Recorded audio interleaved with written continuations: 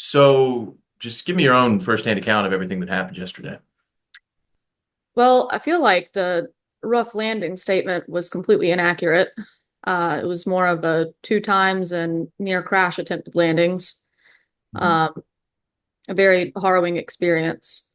My boyfriend and I are frequent flyers, and we've flown through many episodes of turbulence, storms, experienced our fair share of rough landings, but that was not just a rough landing. The flight had myself and many other passengers convinced we were not making it to the ground alive.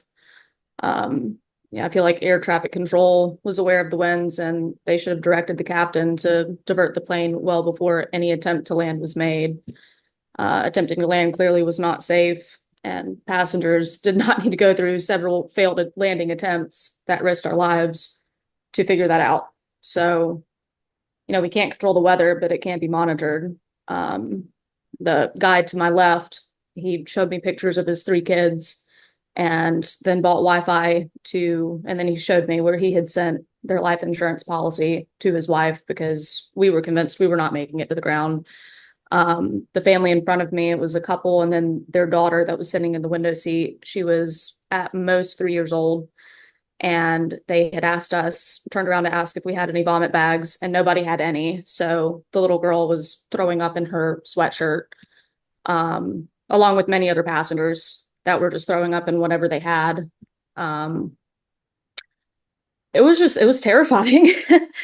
um, it does make me raise the question with Spirit facing bankruptcy. I feel like it's a valid question to ask if the pilot had felt any pressure from the airline to attempt to land in unsafe conditions. And then when they announced that there was a low supply of fuel, and we all started doing the math in our heads when he said that we were making it back to Atlanta, but he didn't have enough fuel to attempt to land again and then still make it to another airport. Why were we that low on fuel?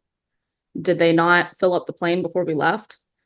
And we were forced to land. When we got there, he announced that the weather of Atlanta and that there were still some strong winds, but it was nothing close to what we experienced in Myrtle Beach. And it made us wonder, are we going to make it? Because we have no choice but to land. We're landing. Don't know if we're going to survive it. Yeah.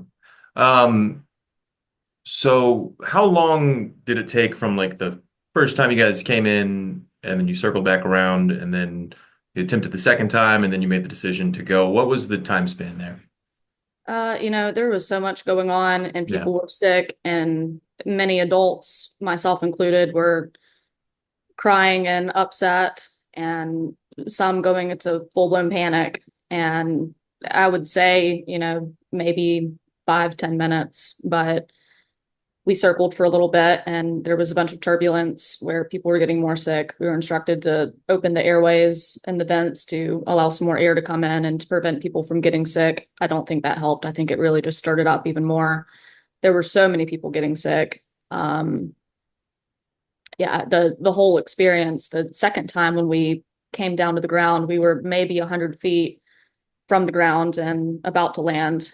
And at the last minute, there was a gust of wind that pushed the nose towards the ground. And then, I mean, the best way I know to describe it is if you're in a car and if you've ever hydroplaned or driven over ice where you've felt yourself lose control of the car, you could feel where he lost control of the plane. And it went towards the right. We were sitting on the right hand side of the plane and we looked out the window and the wing got so close to the ground I had to look away. I really thought that we were about to crash. And he was able to take control of the plane and get us back up in the air, but there was a lot of panic after that, and going for the next attempt was about the same, where it was super rough and there were people shouting, please don't try to land the plane, take us somewhere else.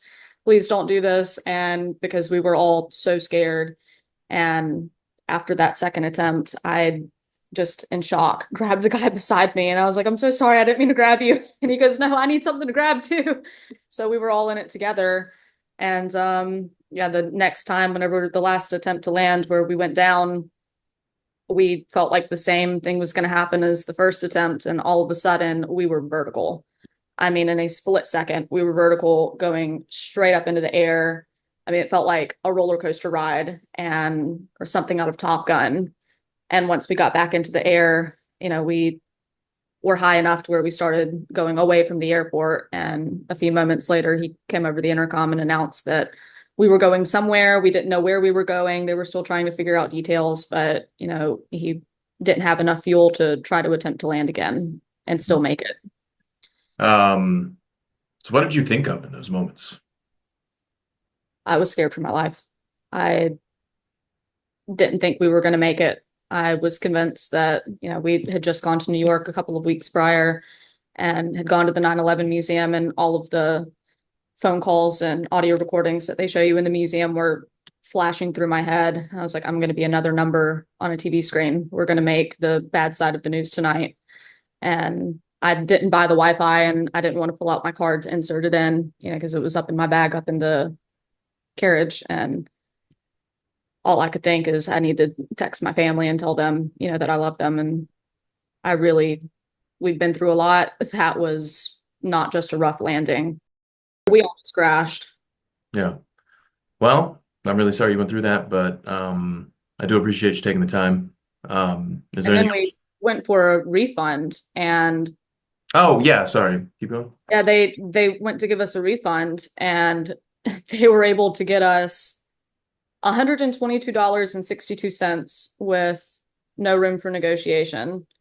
Um, it just it really made me feel. And then the lady at the airport, when we got off the plane, and at first there was a question of whether or not they were going to deboard the plane. They said they had to wait for the manager of the airport and air traffic control to give them further direction. And a couple of people were like, we're getting off the plane. That's not a question.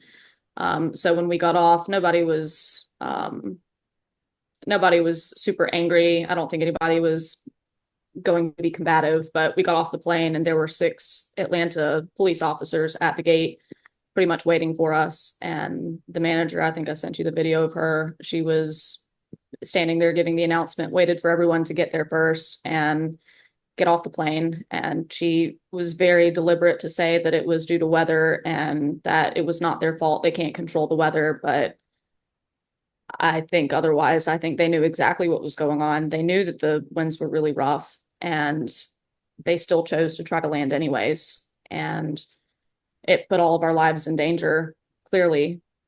We should have never tried to land. And then there were several, I think there were 2 American airline planes that came in right afterwards that were diverted. They didn't attempt to land. But it makes me wonder if Spirit didn't know that the weather was super, super horrible, and they still tried anyways because they didn't want to cancel the flight.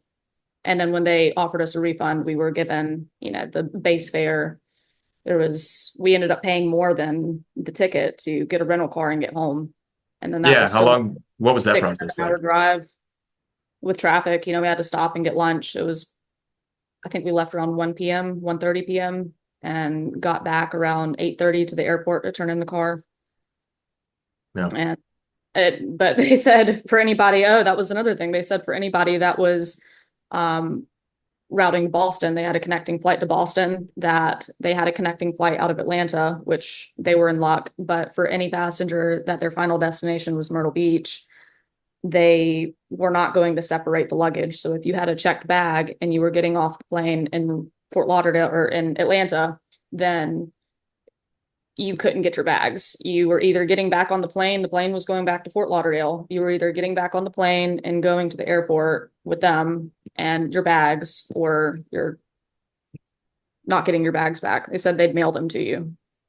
So you're still waiting on that. I can imagine you would not want to get back on a plane at that point. No, nobody wanted to get back on the Yeah.